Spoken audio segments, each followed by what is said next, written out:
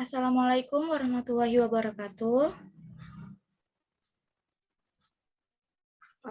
Waalaikumsalam.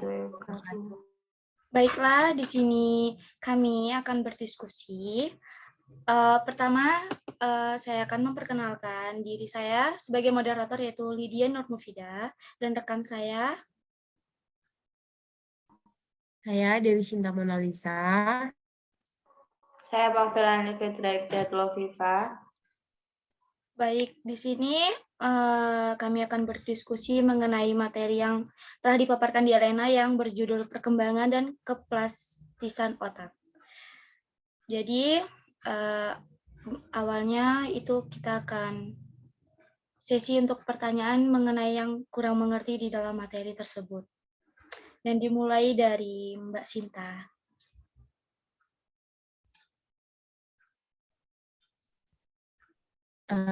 Di sini saya belum mengerti tentang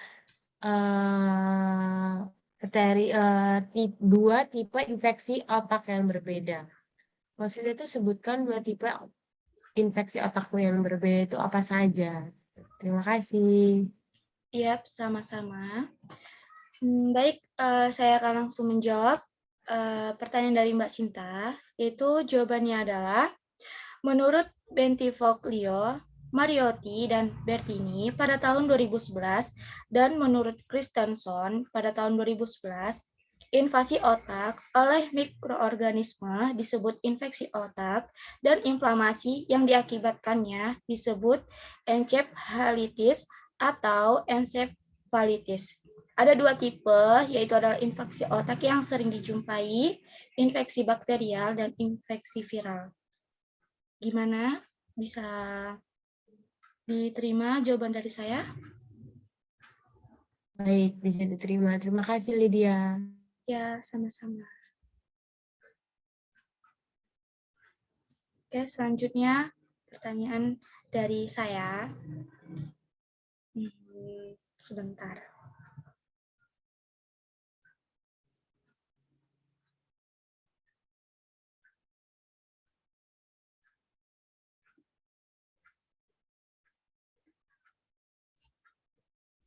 Apakah pemangkasan sinaptik menjelaskan timbulnya skizofrenia? Itu bagaimana ya maksudnya?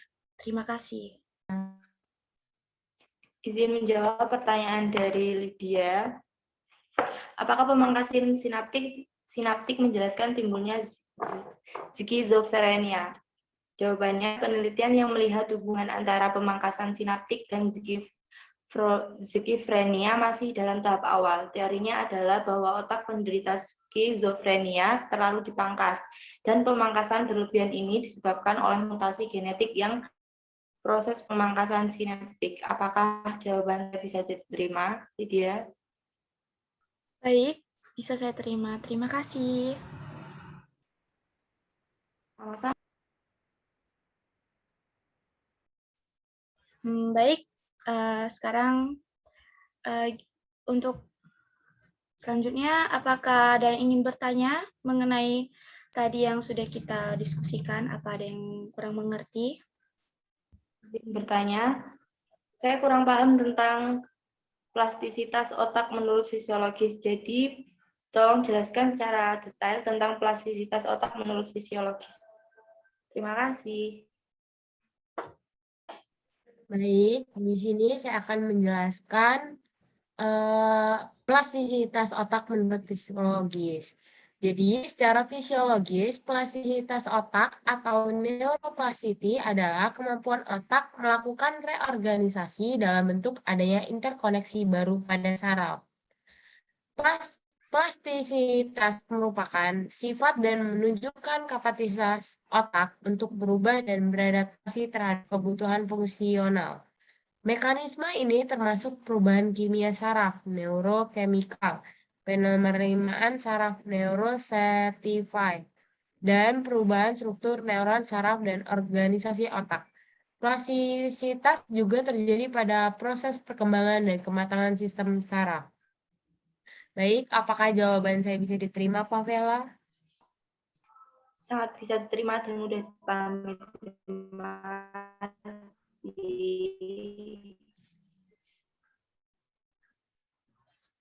Baik, selanjutnya saya ada pertanyaan. Untuk selanjutnya itu pertanyaannya. Bagaimana cara kerja pemangkasan sinaptik? Terima kasih.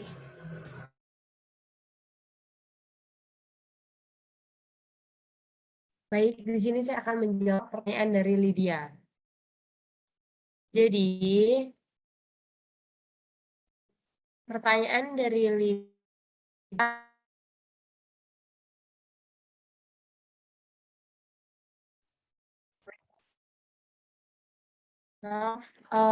suara saya sudah terdengar. Iya, sudah.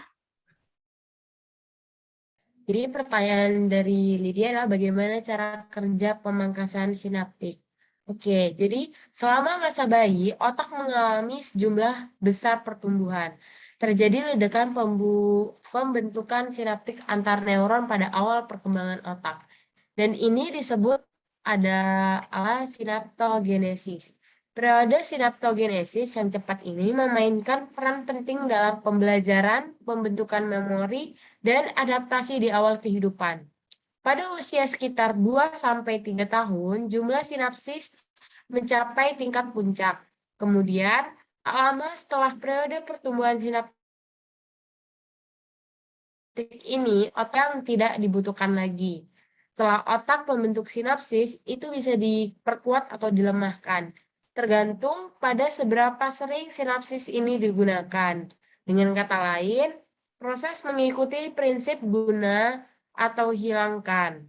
Sinapsis yang lebih aktif diperkuat dan sinapsis yang kurang aktif dilemahkan dan akhirnya dipangkas. Proses menghilangkan sinapsis yang tidak relevan selama ini disebut sebagai pemangkasan sinaptik.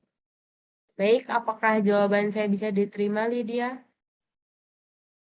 Baik, sudah bisa diterima. Terima kasih. Baik, terima kasih. Izin bertanya. Bagaimana awal perkembangan otak dan rentan masa awal perkembangan otak atau parental? Dan berikan contohnya. Terima kasih. Baik, saya izin menjawab dari pertanyaan Favela. Yaitu jawabannya adalah, awal perkembangan otak itu terdapat 3 benjolan di ujung pembuluh yang akan berkembang menjadi 3 bagian otak. Itu isinya adalah forebrain, midbrain, hindbrain. Saat bayi dilahirkan, telah berkembang menjadi 5 bagian, yaitu adalah telencephalon, diencephalon, mesencephalon, metecephalon, mielencephalon. Itu rata-rata berat otak bayi dilahirkan itu 350 gram. Ketika 1 tahun itu menjadi 1000 gram, mendekati dewasa menjadi 1,2 sampai 1,4 kilogram.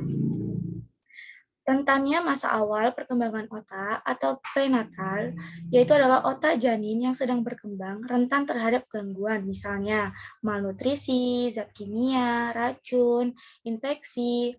Hal yang tidak mengganggu otak yang dewasa dapat merusak fungsi otak janin dan resik ditanggung janin seumur hidupnya. Itu contohnya seperti FAS, yaitu adalah fetal alcohol syndrome. Akibat paparan alkohol yang dikonsumsi ibu hamil menyebabkan keterbelakangan mental, hiperaktif, impulsif, kesulitan mempertahankan, dan cacat fisik. Baik, bisa diterima atas jawaban saya atau ada yang kurang? Ya, bisa diterima. Terima kasih, Lydia. Ya, sama-sama.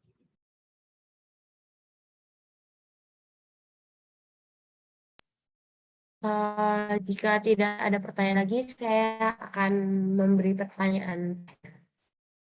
Ada yang ingin bertanya lagi? Dari saya tidak. Dari Favela? Tidak, Mbak Dewi. Baik, jadi saya akan memberi pertanyaan. Sini saya akan memberi pertanyaan, yaitu apa saja karakteristik penentu penyakit Alzheimer? Izin menjawab pertanyaan dari Mbak Sinta tentang karakteristik penentu penyakit Alzheimer. 3 karakteristik penentu penyakit ini adalah neurofibrillary tangles, amyloid plaques, dan kehilangan neuron.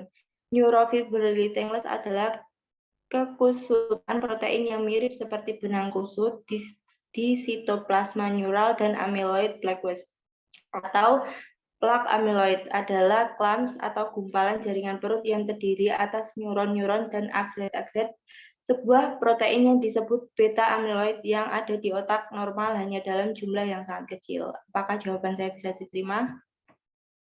Bisa. Terima kasih Pak Vela. Sama-sama.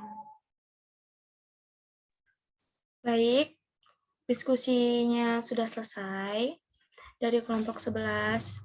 Cukup sekian. Wassalamualaikum warahmatullahi wabarakatuh. Waalaikumsalam warahmatullahi wabarakatuh.